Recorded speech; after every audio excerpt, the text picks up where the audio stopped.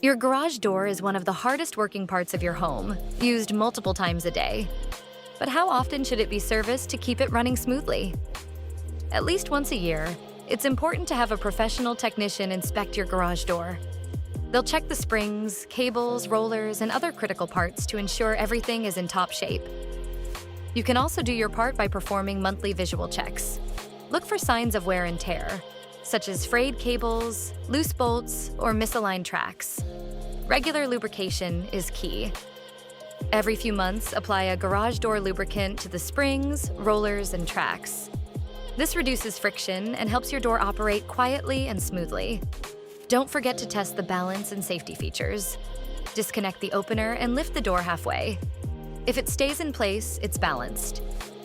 Also, test the auto reverse feature to ensure it's working correctly.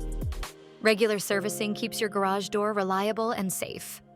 Remember, an annual professional inspection combined with your own monthly checks can prevent costly repairs and ensure your garage door lasts for years to come. Thanks for watching. And don't forget to like and subscribe for more home maintenance tips.